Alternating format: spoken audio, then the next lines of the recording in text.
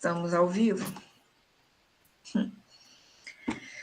Muito bem, muito boa noite a todos. Hoje, dia 18 de novembro de 2024, para mais uma webinar do CEIBERO, o Grupo Cultura e Educação nos Impérios Ibéricos, já na sua quarta fase. Novamente, lembrando que começamos essa série no meio da pandemia e resolvemos manter essa atividade como atividade regular do CEIBERO. E hoje, então, nós vamos ter aqui a conferência do nosso colega Antônio César de Almeida Santos, que vai falar sobre o tema da curiosidade dos curiosos no século XVIII português. O professor Antônio César de Almeida Santos é mestre em História pela Universidade Federal do Paraná, bem como doutor também pela mesma instituição. É professor do Departamento de História desta mesma universidade e do mestrado profissional também da UFPR. É pesquisador do Centro de Documentação e Pesquisa em História, o CEDOP, da UFPR, e do nosso grupo de pesquisa Cultura e Educação nos Impérios Ibéricos, o CEIBERO, e atua, nas suas pesquisas nas áreas de historiografia, teoria da história e história moderna, com ênfase nos temas da ilustração em Portugal, do pombalismo e do Brasil no século XVIII. Tem, de forma individual e também em parceria, diversos artigos, capítulos publicados, inclusive várias das publicações patrocinadas pelo nosso grupo. Então, eu dou as boas-vindas a todos aqui nesta noite, nossos colegas de cá e de lá, para ouvir o nosso amigo, colega Antônio César, a quem passo a palavra e me desligo agora.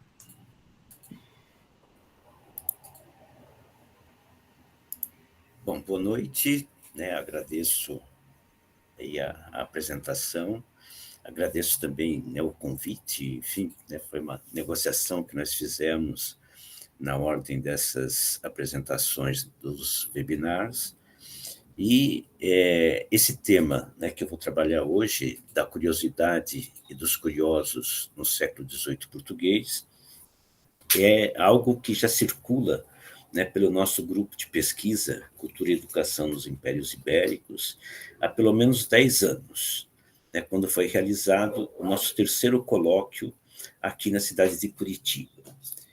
Esse tema, esse assunto, ele também se inscreve em um trabalho coletivo que vem sendo empreendido pelo CEIBERO, que é a elaboração de um glossário de termos do mundo ibérico setecentista. Então, em 2014, lá no terceiro colóquio, em meio às discussões empreendidas, o subtítulo da obra do padre Teodoro de Almeida, publicada na segunda metade do século XVIII, Recreação Filosófica, ou Diálogo sobre a Filosofia Natural, para instrução de pessoas curiosas que não frequentaram as aulas, chamou nossa atenção. No caso, ficamos interessados em saber o que seriam pessoas curiosas naquele contexto. Então, de certo modo, eu procuro oferecer uma resposta a essa indagação. Começo com uma citação de Santo Agostinho, para quem a concupiscência dos olhos faz aos homens curiosos. De certo modo, esta asserção está representada na gravura de Noël Lemire, La Curiosité, produzida a partir de uma pintura de René Brackenbourg, do século XVII. Um homem postado atrás de um painel manipula alguma coisa com o dedo indicador de sua mão direita, chamando a atenção dos populares que estão olhando para a parte frontal do painel. Do grupo formado por homens, mulheres, jovens e crianças, destaca-se uma menina pequena, que está tomada pela surpresa, com os olhos arregalados e a boca aberta, da qual quase poderíamos ouvir um ó. Mas o que será que aquelas pessoas estavam vendo? A curiosidade para Noel Lemire e Reinier Brackenburg é também a nossa, né? Nós ficamos aqui, então, curiosos em saber o que aquelas pessoas viam. Nesta apresentação, considerando o desejo de oferecer uma resposta àquela indagação, o que seriam pessoas curiosas no século XVIII, português, pretendo expor alguns comentários sobre os usos e significados das palavras curiosidade e curioso e suas variantes para a sociedade portuguesa do século XVIII. Em parte, essa proposta também se deve pela percepção de que os sentidos dessas palavras sofreram transformações durante aquele século. Tais transformações podem ser entrevistas em dicionários da época, apesar da ressalva que Francisco Ortega faz ao uso desse tipo de material. Para ele, os dicionários, apesar de apresentarem evidências importantes acerca da continuidade de certos significados, são fontes pouco indicadas para explorar as transformações semânticas, especialmente aquelas que se referem a temas proibidos. Por sua vez, João Paulo Silvestre considera que os dicionários, ao mesmo tempo em que apresentam o registro linguístico, também expressam um discurso legitimador de um determinado uso das palavras. Nessa direção, vou apresentar alguns comentários acerca do vocabulário português e latino do religioso Rafael Blutot. Ele registrou que a palavra curioso, como substantivo, designava todo aquele que é amigo de saber coisas que lhe não importam, indicando que o termo tinha origem na palavra latina curiosus, a qual deriva do advérbio cur, que é fórmula de perguntar. A seguir, registrava que os curiosos são grandes perguntadores, como o mestre deles, o demônio, indicando que curioso seria utilizado para identificar quem investiga coisas ocultas. Por sua vez, a curiosidade conformava-se a um desordenado desejo de ver ou de saber coisas novas, o que nem são úteis nem necessárias. Em 1789, Antônio de Moraes Silva publicou seu Dicionário da Língua Portuguesa, indicando tratar-se de uma edição revisada do vocabulário de Blutot, cujos 10 tomos haviam sido publicados entre 1712 e 1728. No dicionário de Silva, curiosidade é definida como o cuidado e diligência particular que tem aqueles que desejam saber como fazer bem alguma coisa. Um indivíduo curioso, adjetivo, é aquele dotado de curiosidade, que faz as coisas com cuidado para que saiam bem. Por sua vez, curioso, como substantivo, se diz daquele que sabe alguma arte, mas que não levou anos para aprendê-la com um mestre e não a sabe a fundamento. Antes do aparecimento do dicionário de Antônio de Moraes Silva, o padre secular Carlos Folkman havia publicado, em 1755, o Dicionário Português e Latino, compilado do vocabulário do reverendo padre Dom Rafael Blutot e dos melhores dicionários de várias línguas. Nesse dicionário, além da entrada curioso, substantivo, aparece o advérbio curiosamente, com aplicação, com estudo, que também está presente em Blutot, com o significado de com desejo de saber, e em Silva, com o significado de com curiosidade. Então, além, né, dessa entrada curioso, o substantivo curiosidade, derivado do latino curiositas, o substantivo curioso é definido como aquele que é amigo de saber e, em uma nova acepção, amigo de aprender, com sentido derivado da palavra latina estudiosos. Carlos Folkman também aponta para a possibilidade da flexão feminina para o substantivo curioso, o que não aparece em Blutot e nem, posteriormente, em Silva. Em um rápido exame, Nota-se que, desde meados do século XVIII, o curioso, como aquele que investiga coisas ocultas e que tem como mestre o demônio, já não está presente. No geral, percebe-se que o juízo negativo registrado no vocabulário de Blutot, no início daquele século, deu lugar a uma valoração positiva, ainda que, para Silva, o substantivo designe um sujeito que, apesar de deter certo conhecimento, não teve mestre que o ensinasse. Não frequentou as aulas, como apontou o padre Teodoro de Almeida no título da sua Recreação Filosófica. A destacar aqui a inovação apresentada por Folkman, ao registrar um novo significado para curioso, proveniente de estudiosos. É importante assinalar aqui que, conforme São Tomás de Aquino, a studiositas, qualidade do estudioso, era oposta a curiositas, a característica do curioso. Sinteticamente, pode-se dizer, então, que curiosidade é a qualidade do curioso, aquele que deseja e procura, de algum modo,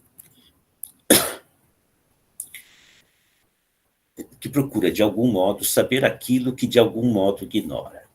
Desde a antiguidade, curiosidade pode expressar um duplo sentido, uma pulsão de saber, correspondendo a uma dimensão epistemológica, ou uma libido perigosa, de natureza ético-moral, como assinalado por Blutot e ilustrado pela gravura de Lemire. Na antiguidade, Plutarco escreveu um breve tratado intitulado Sobre a Curiosidade, no qual afirma que a curiosidade é um grande desejo de saber dos males alheios e é doença não separada, pelo que parece, de inveja ou malícia.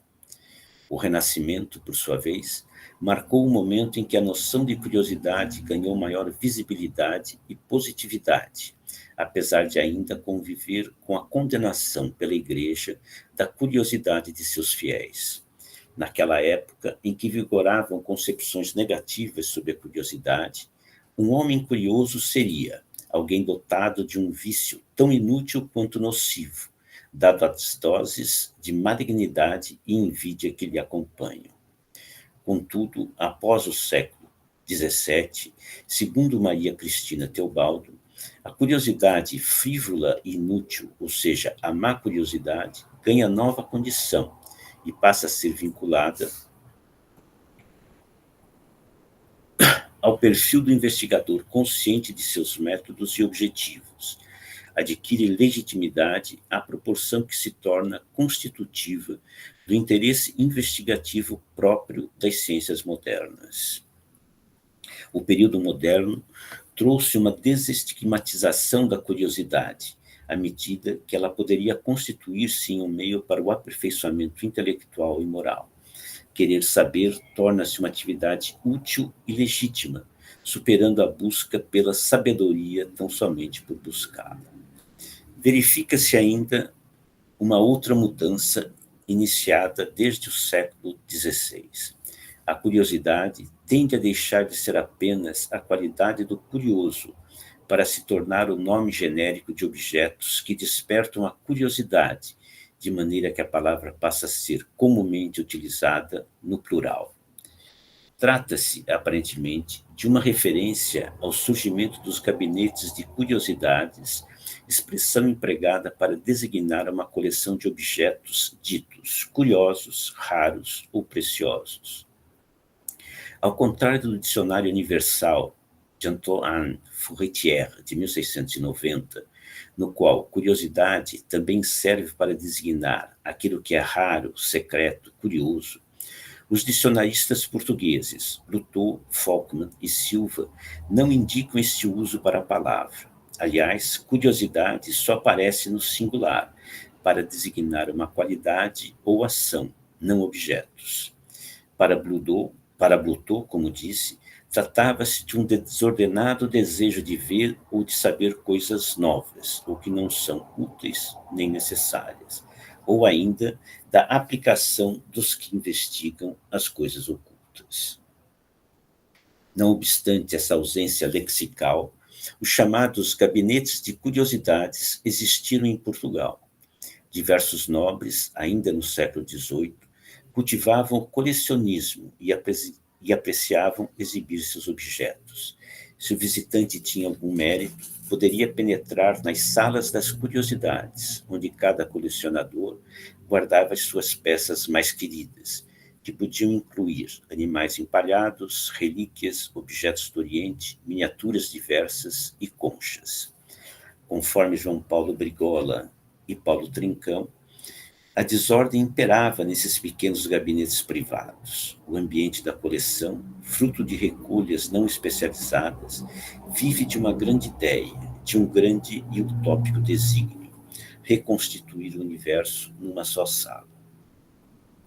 É improvável que Blotot não conhecesse o Dicionário Universal de Furetière e que não tivesse conhecimento da existência das Câmaras das Maravilhas alemães, né, as Wunderkammer, ou das similares italianas, Câmara de Maravilha. Então, por que essa acepção não aparece em seu vocabulário? A ausência desse registro é interessante, porque, como frequentador da casa dos condes da Ericeira, ele deveria conhecer o gabinete de curiosidades naturais ali instalado, além das coleções de antiguidades e de numismática. Havia objeto na sala específica, mas não se fazia uso da expressão gabinete de curiosidades para designá-lo.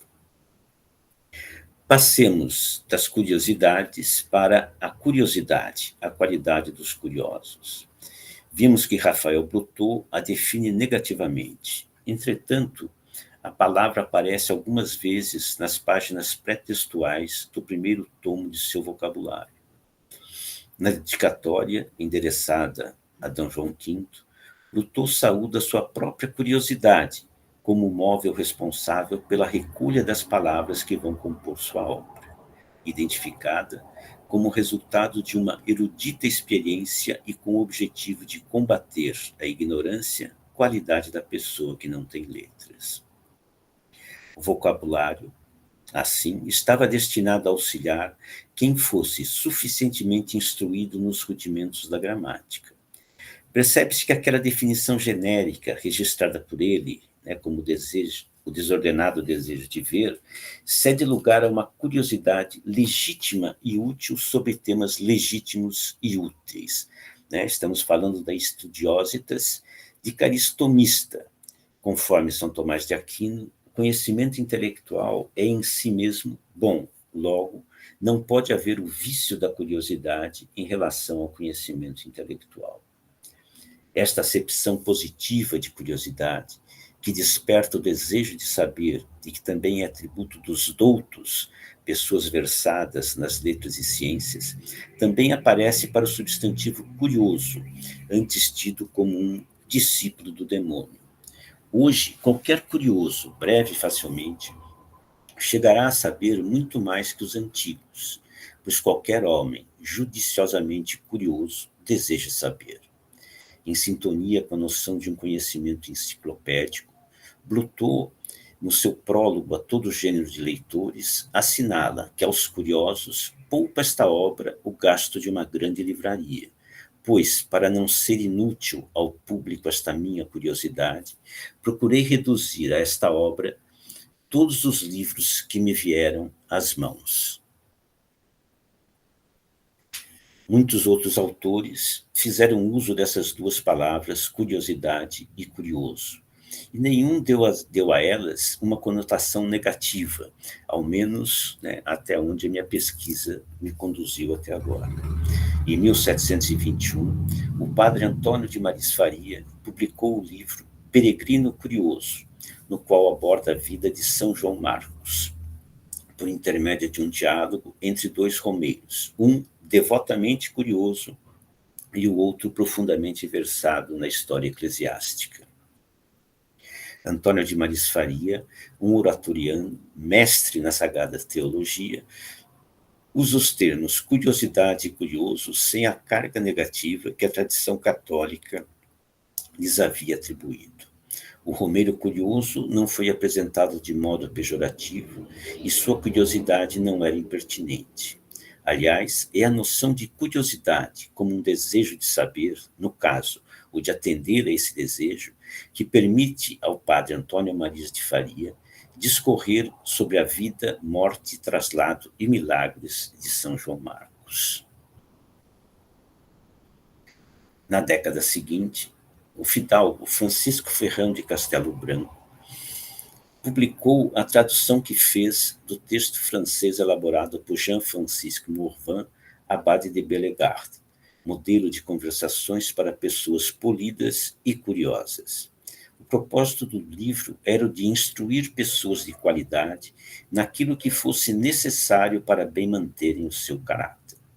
O autor, para atender aos curiosos e tornar mais fácil a aceitação da obra, permitiu que a sua curiosidade de tradutor decidisse separar o conteúdo do original em diversos pequenos volumes. Pode-se dizer que noções relacionadas à tópica curiosidade passam a merecer destaque, aparecendo em diversos títulos publicados na primeira metade do século XVIII em Portugal. Esse movimento, contudo, já vinha desde o século anterior, como mostra a publicação das curiosas advertências da boa gramática de Bartolomeu Rodrigues Chorro, que contou com diversas edições desde pelo menos 1643. O título do livro de Bartolomeu Chorro traz a flexão feminina do adjetivo, situação também encontrada no opúsculo Relação Curiosa da Varanda em que se celebrou a aclamação, aqui no caso do rei Dom José, texto de 1750, que traz algumas questões interessantes. Em suas 20 páginas, temos a ocorrência da palavra curiosa 3 vezes, 2 como adjetivo e 1 como substantivo. O advérbio curiosamente aparece 3 vezes. O substantivo curiosidade é utilizado 5 vezes e o adjetivo curiosos 1 vez. Exceto o advérbio que mantém constante o seu significado, as demais palavras são utilizadas com diferentes significações.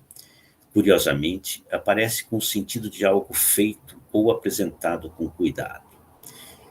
O enfeite da cabeça era curiosamente formado de finíssimo ouro.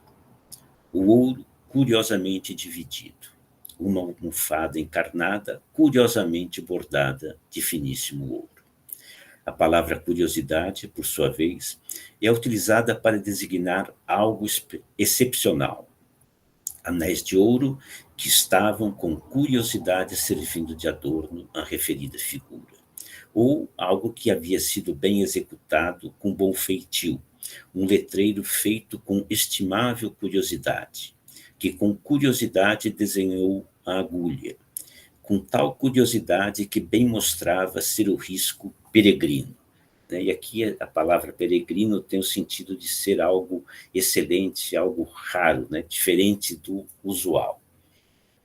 Daí a curiosidade também como algo que deve despertar interesse. Vejamos com curiosidade qual fosse o seu ornato.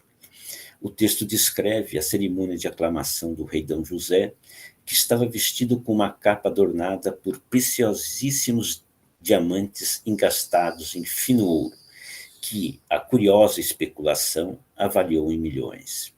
A cerimônia foi finalizada na Capela Real, que estava decorada com curiosos ramos, pintados com grande esmero, e a procissão que conduziu o rei até o altar trazia uma cruz, tão rica na matéria como curiosa no feitio. Esta é, benigno leitor, a curiosa relação no título prometida, e entendo que na execução desempenhada. A relação ou narração era curiosa por procurar ser rica em detalhes, dando conta de toda a pompa da cerimônia de aclamação real. Na mesma ocasião, e ainda sobre o mesmo tema, circularam diversos folhetos intitulados como Curiosa Relação e Verdadeira Notícia, Relação Verdadeira que fez um curioso, Relação Terceira que fez um curioso. Todos escritos por Luiz Lázaro Leitão, e que apresentam relatos das festividades e touradas que ocorreram nos dias 28 de agosto, 4 e 11 de setembro de 1752. Os textos inversos Perdão.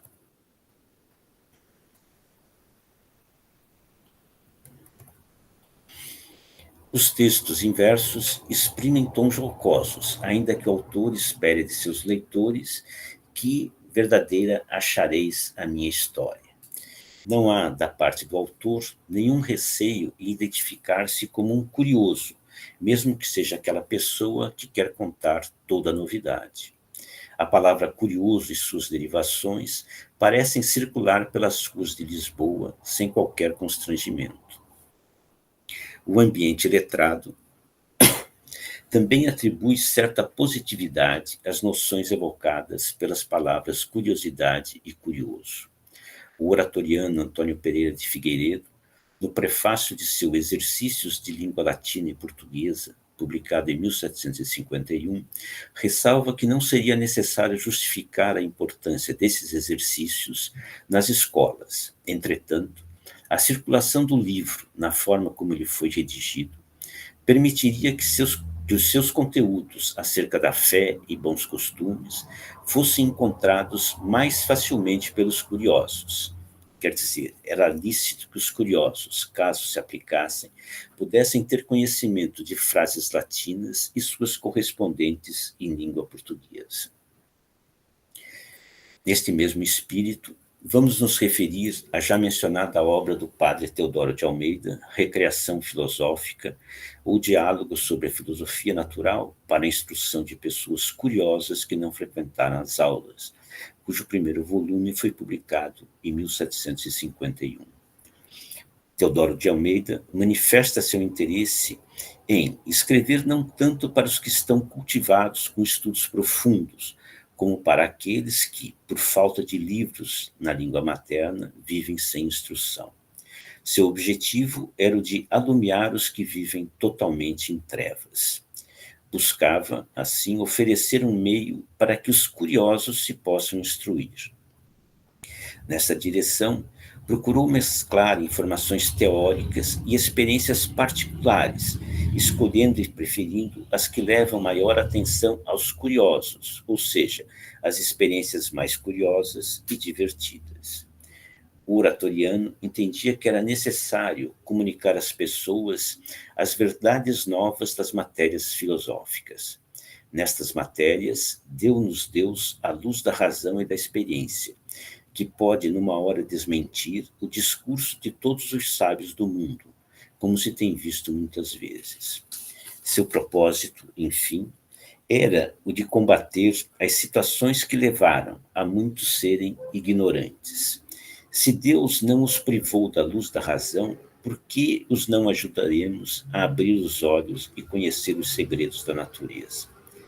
Assim, ele declara que não escreve para os professores, nem para os que querem saber essas matérias profundamente.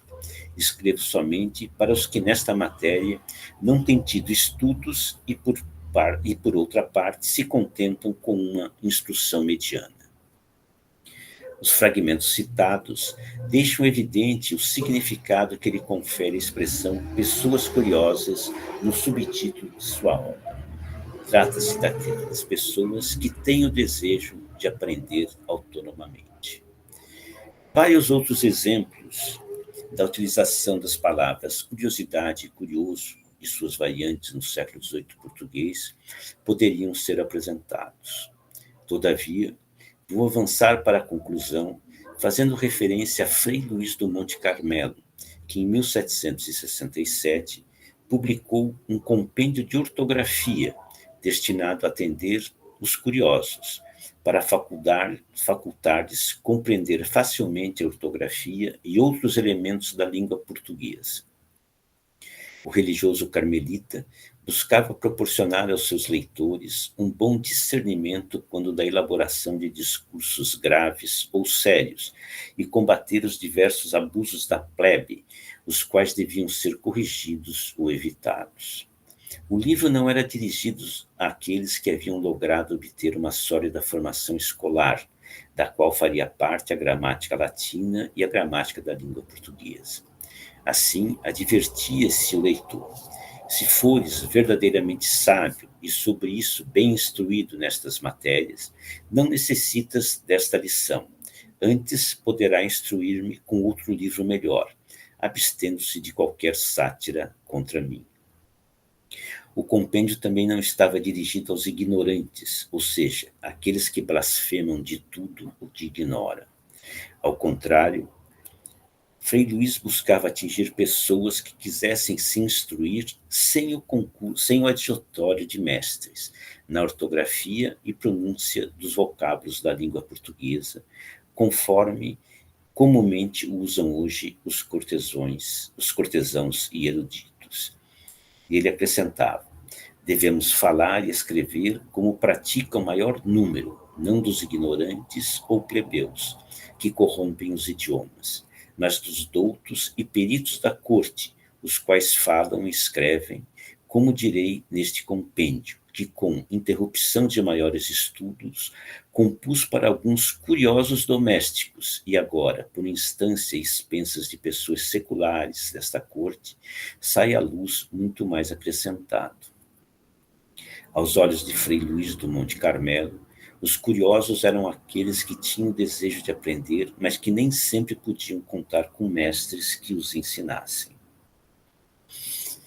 Então, estes são, resultados parciais de uma pesquisa que está sendo realizada, da qual eu ainda preciso agregar alguns materiais relativos às décadas finais do século XVIII. Entretanto, à maneira de uma conclusão, pode-se dizer que para o século XVIII português, os curiosos são pessoas legítimas, são pessoas movidas por um legítimo interesse em obter conhecimentos que julgam ser-lhes úteis.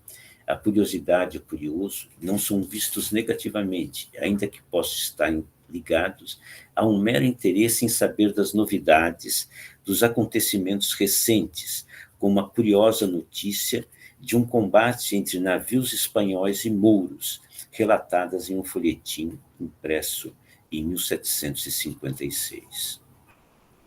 Ao encerrar estes breves comentários sobre os usos e significados das palavras curiosidade e curioso, oferecendo uma resposta, mesmo que provisória, à pergunta que suscitou esta investigação, o que seriam pessoas curiosas no século XVIII português, pode-se considerar o curioso como aquela pessoa que queria se instruir, ainda que fosse sem o adjutório de mestres, sem a pretensão de querer saber profundamente os assuntos ensinados nas escolas. O curioso, movido pela curiosidade, seria aquela pessoa situada entre o ignorante, aquele a quem faltam conhecimentos e que não se preocupa em buscá-los, e o douto, aquele que recebeu uma sólida formação escolar e que se expressa com polidez e erudição. Para finalizar, um último comentário acerca do assunto que nos ocupou até aqui. A conotação positiva dada à curiosidade e ao curioso parece decorrer do espírito científico moderno, que defende a observação e a experimentação no lugar da adoção de asserções estabelecidas pela autoridade.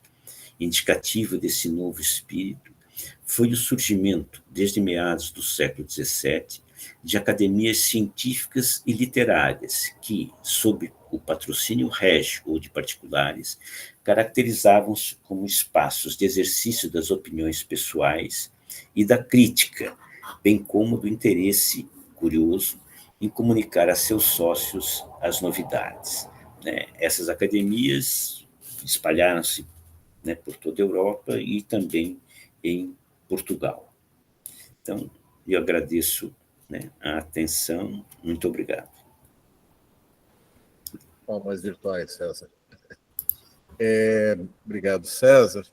Eu gostaria de abrir para perguntas, já fazendo uma pergunta, que é mais uma observação. A mim me pareceu uma ênfase muito grande no curioso como substantivo e não como adjetivo. O universo de pesquisa pensa em avançar sobre não quem são os curiosos, mas o que é curioso, o que é considerado uma coisa curiosa. Porque estou retomando 10 anos atrás a discussão inicial sobre o tema, né? Não era tanto os indivíduos que estavam em foco naquela discussão, mas o que eles achavam curioso, né? O que era considerado curioso nas fontes, nos prefácios, nos textos, etc. E a minha pergunta é se você vai avançar nesse sentido ou não, né? Eu acho que a gente podia, de repente, sentar juntos e tentar fazer essa dualidade substantivo / adjetivo ou advérbio, se você achar que vale a pena, né? E aí eu pergunto se mais alguém tem perguntas. Fazer uma rodada.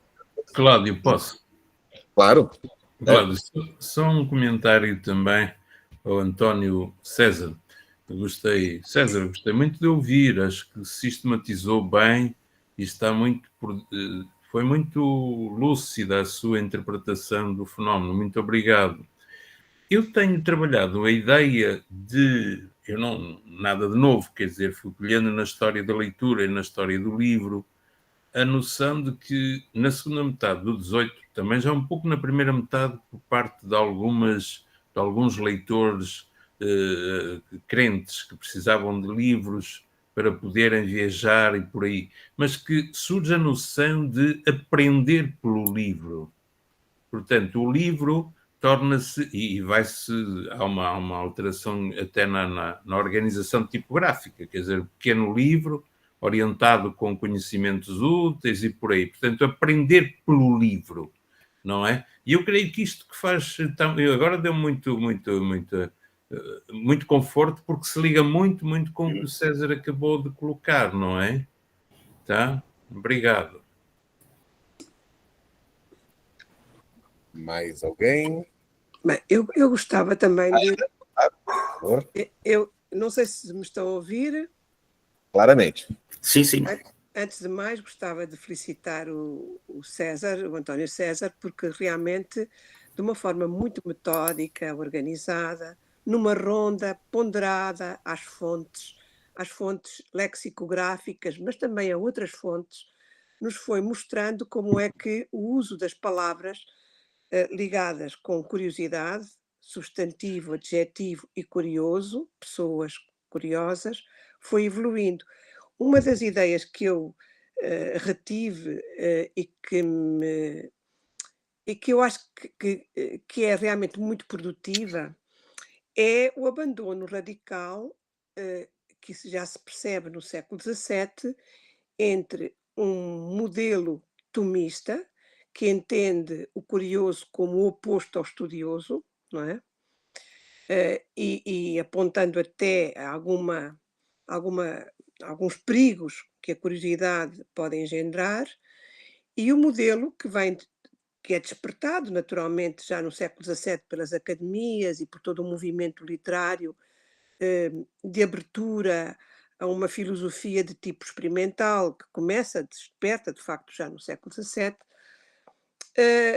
que é muito mais aberta à desocultação do mundo, ao desencravamento daquilo que é oculto no universo e que precisa de ser conhecido pela observação da natureza e por outros meios. E na verdade, o que eu noto é que, apesar de tudo, no século XVIII, apesar desta clara separação entre, por um lado, o universo, o pensamento tomista que fica lá para trás, por outro, despertar de um novo sentido de curiosidade mais positivo, ligado à inteligência do mundo, à mundanidade. E não é por acaso que a politesse ou a polidez está associada à curiosidade e aos curiosos, porque a cortesia, a urbanidade fazem parte das academias onde se discutem estas matérias curiosas e fazem parte dos ambientes onde nascem também gabinetes de curiosidades, todos eles moldados por uma capacidade de inquirição diferente daquela que era habitual nos séculos anteriores. Agora, o que eu noto e que eu acho que é muito curioso é a subsistência de uma curiosidade barroca, ao mesmo tempo que se afirma uma curiosidade, eu diria, mais filosófica, experimentalista. Vamos ver se eu me consigo explicar. A polissemia do termo na primeira metade do século XVIII é ainda muito marcada pelo diletantismo de quem quer conhecer aquilo que é oculto e que deve ser conhecido com algum cuidado, e é para aí que aponta o Rafael Blutot, para uma atitude que não abandona completamente o universo barroco das curiosidades e daquilo que desperta o interesse pelos enigmas e das relações de sucessos, que são ainda muito vulgares no século XVIII. Sucessos vários, ligados com monstros, com batalhas, com pragas de gafanhotos, com coisas assim extraordinárias. E há muitas relações de sucessos dessa natureza que atravessam o século XVIII, que são curiosidades que despertam a leitura, de facto, e isso faz parte de todo o universo mágico barroco, quer dizer, que ainda não está limpo daquela ganga mais exótica e mais exuberante que é típica da mentalidade barroca. Agora, a par disto, desperta já o interesse da curiosidade por aquilo que é a inteligência do mundo. Como eu digo, quer dizer, que é a natureza, que merece ser observada, estudada, a atitude do padre Teodoro de Almeida é exemplar, de facto. É por aí que começa a reflexão do António César, e começa muito bem, porque é essa que demarca, de facto. Agora, eu queria só chamar a atenção para um aspecto, é que é tão importante esta atitude como é importante a iniciativa daqueles que despertam a curiosidade dos que consideram que vêm a ser autodidatas e se tornam senhores de um mundo novo e de um mundo novo conhecido de outra forma.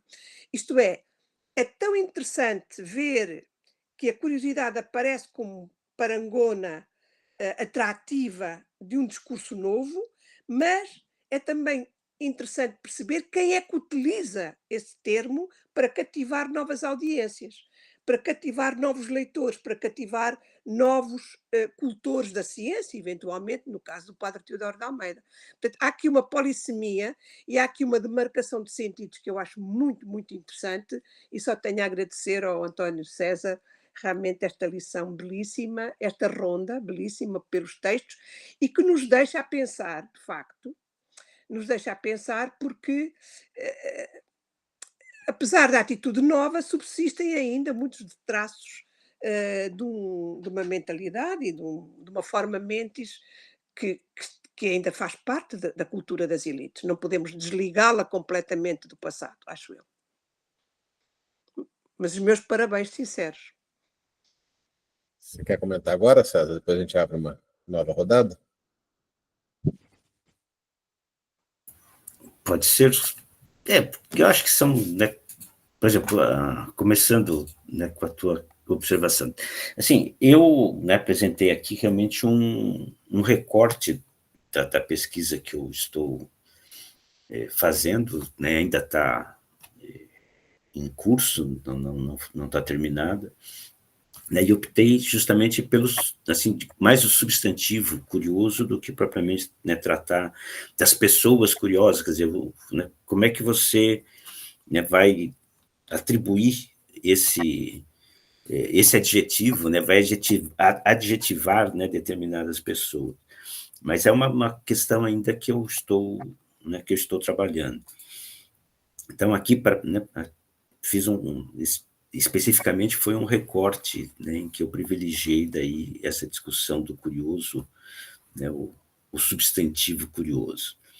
Né, em relação ao comentário do Justino, acho que é bem interessante né, essa associação com a questão do livro, né, dessas publicações e desse acesso à leitura, né, porque há é o próprio, né, inclusive o Teodoro de Almeida, né, que vai dizer ali o interesse, né, dele publicar, né, a sua obra para alcançar pessoas que não têm conhecimento de outras línguas, aí entenda-se o latim, o francês, né, e que ele publica, então, né, em português. Então, existe essa preocupação também em fazer com que essas questões circulem no idioma pátrio, né, no idioma que as pessoas tenham acesso.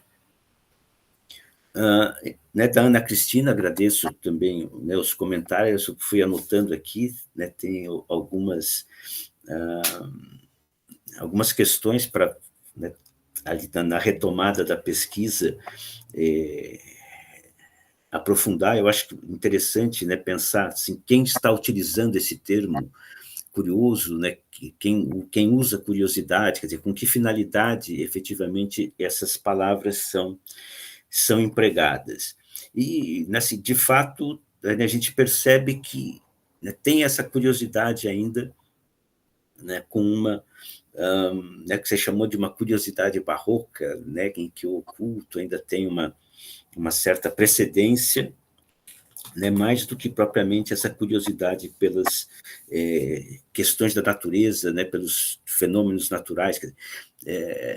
A gente, né, tem, olhando, né, fazendo a pesquisa, então existem algumas academias, né, dessas academias tal, com esse nome, quer dizer, são academia, né, Academia dos Curiosos tal, e com a finalidade de estudos da medicina, estudos da física, né, e tem assim já, né, uma outra maneira, né, de se pensar, então, o que é essa curiosidade, né, ou no que aplicar essa curiosidade. Então, eu acho que é interessante, efetivamente, fazer, né, esse jogo, essa passagem, né, ou perceber, né, que essa curiosidade, digamos, científica, né, se a gente pode dizer assim, convive com esta outra curiosidade de matiz barroco. Né? Agradeço as observações, né, vou poder procurar incorporar aqui na minha pesquisa essas questões. Acho que é isso, não sei se... António César, só uma pergunta. O Tratado da Curiosidade do Plutarco não teve uma edição no século XVIII, português? Não encontrei. É porque há algum movimento neoclássico, sobretudo na segunda metade do século, e recuperação de Horácio, Plutarco, e eu pergunto, porque como esteve ligado à investigação do tema, podia ter encontrado a tradução, ou fez um fragmento de tradução, podem não ser traduções completas, não é? Horácio sempre é muito traduzida, a professora Maria Helena de Rocha Pereira encontrou imensas traduções novas de Horácio no século XVIII, português. Tem uma de 5.641, acabei de achar aqui, do Plutarco. Mas este tratado da curiosidade? Divertimento erudito para os curiosos de notícias, volume 3. Porque foi publicada uma obra e no qual esse tratado sobre a curiosidade está inserida. Muito interessante, é um dado importante. Então, me passe essa referência depois, Cláudio, faz favor.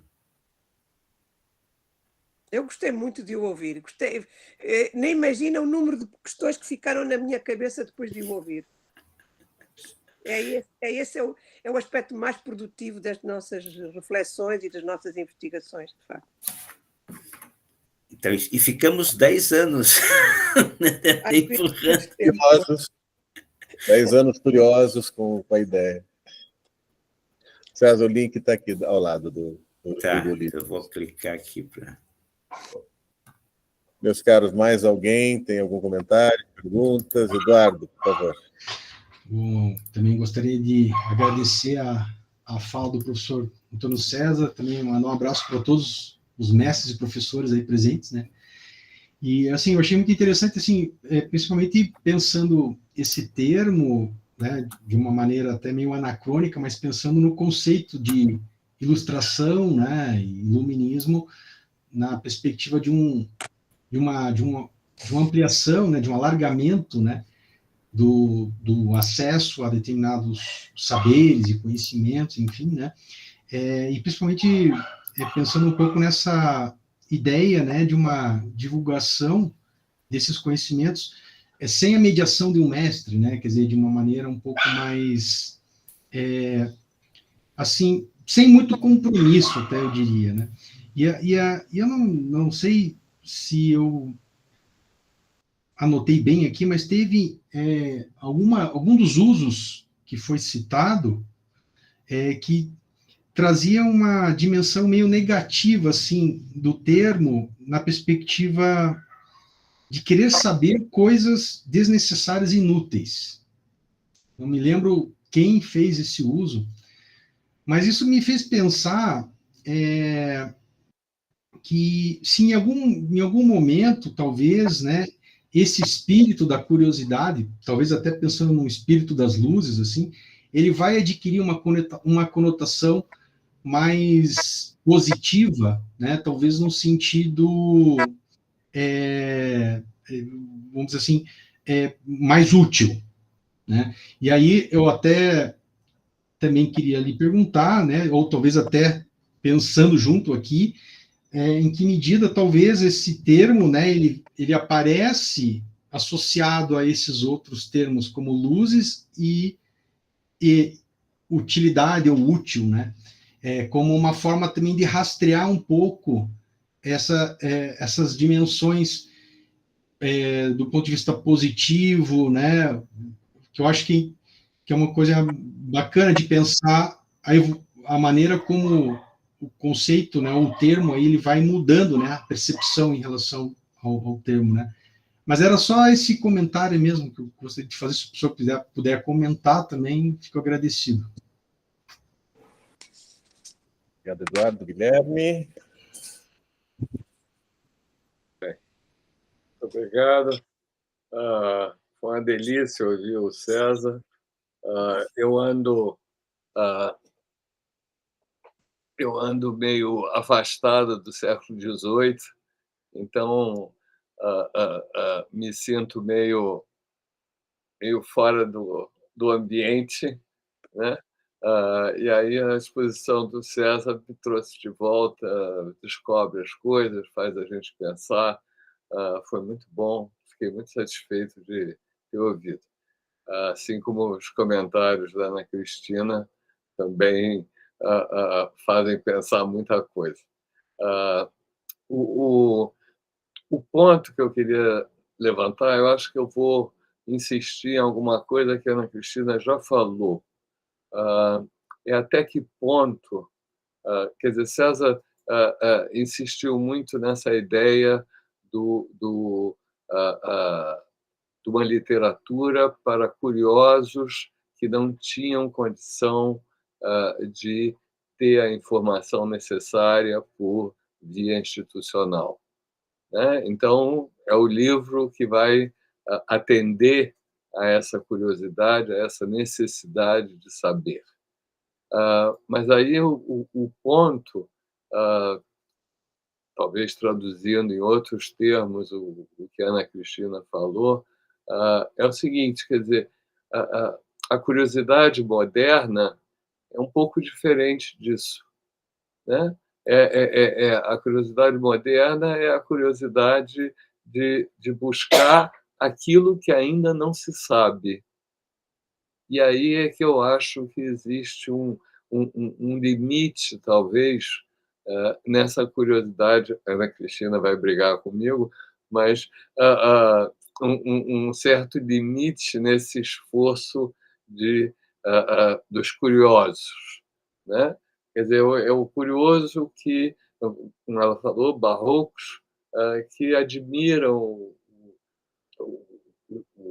o conhecimento, os resultados, etc., mas que não conseguem ainda lidar com esse material de tal maneira que dali se produza alguma coisa nova. Não sei se eu estou falando até bobagem, mas de qualquer maneira era alguma coisa que me passou pela cabeça e eu quis comentar para poder falar com César e dizer o quanto que eu gostei dessa sessão. Tá? Mais alguém?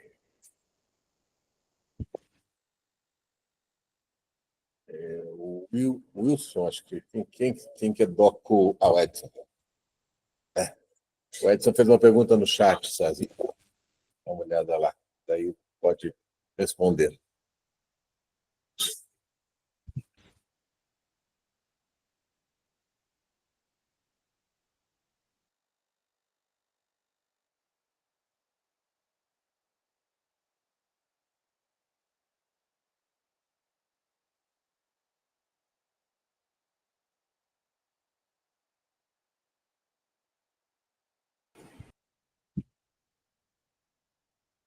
Alguém mais tem alguma outra pergunta ou já podemos passar para a resposta?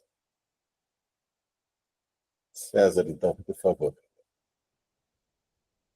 Certo. Bom, começando pelo Edson ali, que eu acho que é uma questão mais objetiva, assim, né, a médio ou a curto prazo, né, a ideia é termos um verbete sobre a curiosidade, curiosos e pessoas curiosas, né, enfim. Isso tudo foi lá suscitado, né, então, há 10 anos,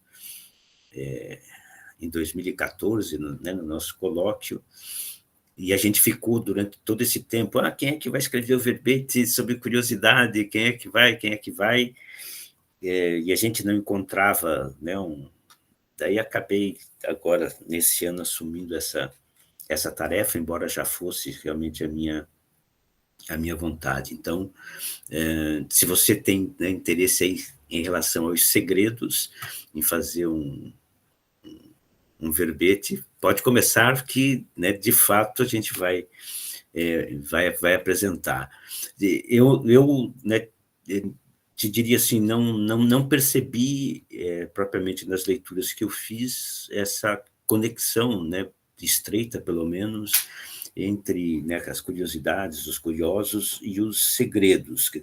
As pessoas, de fato, né, algumas delas, pelo menos, exercem, né, suas profissões, muitas delas sem propriamente saber a fundo aquilo que fazem, né, mas exercem, né, o seu ofício. Daí eu não sei se a isso, né, o desconhecido aí nós chamaríamos segredo ou não, mas acho que a gente deve conversar aí mais adiante, que a gente, né, assim, consegue aí, relacionar alguma coisa.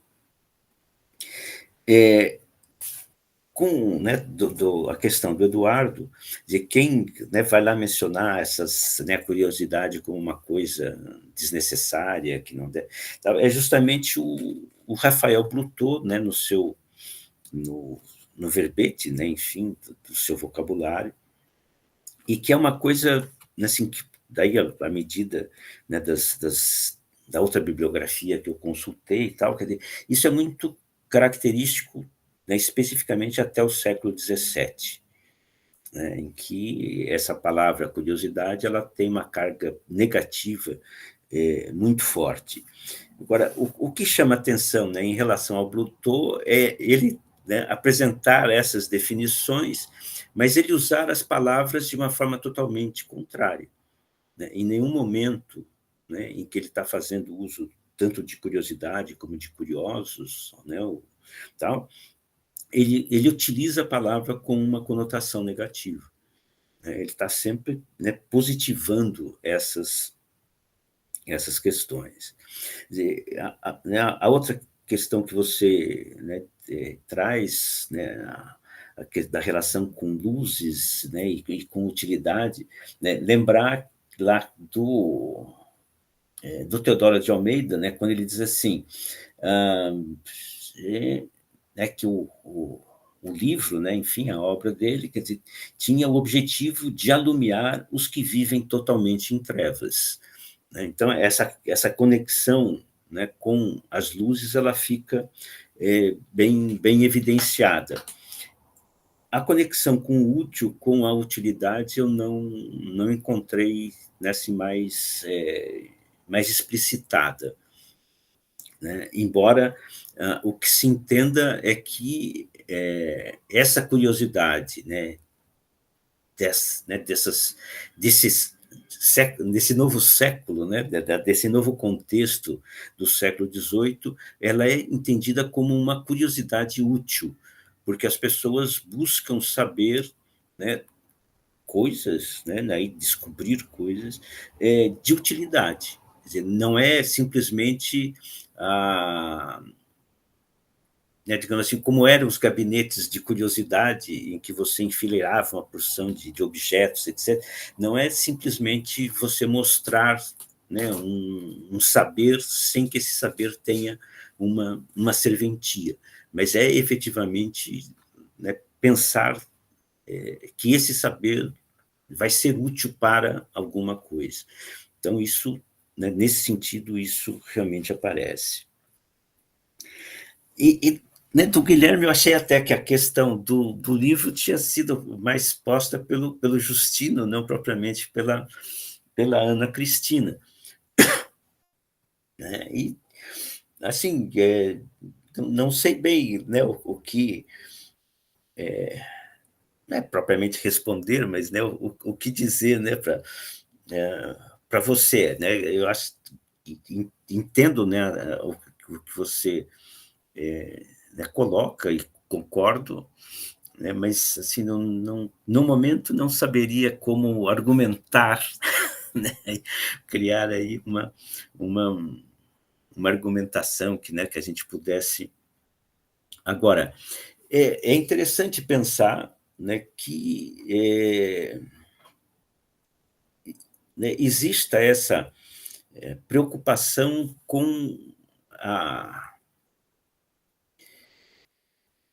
a publicização, né, por intermédio de obras impressas, dessa, né, assim, preocupação de atingir pessoas que queiram se instruir sem necessariamente frequentarem as escolas. Claro, essas pessoas, né, para obter essa instrução autônoma, elas já passaram pela escola, porque elas, de alguma forma ou de outra, elas leem, né, precisam ser capazes de interpretar aquilo que leem. A restrição maior parece ser o desconhecimento do latim e de alguma outra língua, como o francês, o próprio italiano, o inglês, né, que, digamos assim, deixava de lado a possibilidade dessas pessoas terem acesso a informações que circulavam aí por esse século XVIII. Né, se a gente pensar um pouco no que vai ser lá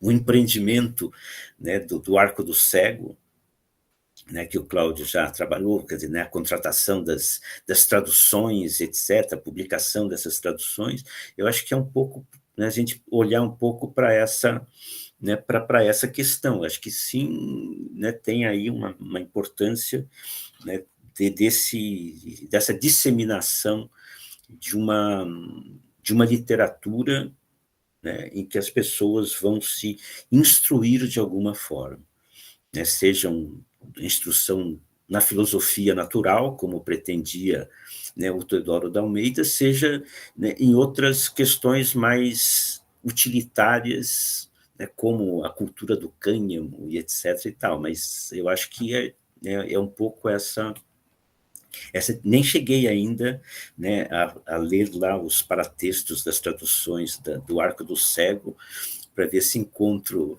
né, lá os curiosos e as curiosidades, e etc. Não sei se... Eu acho que é por aí mesmo. Ia comentar o seguinte, quer dizer, o quanto parece que é um esforço muito maior de divulgar um conhecimento do que produzir novos conhecimentos.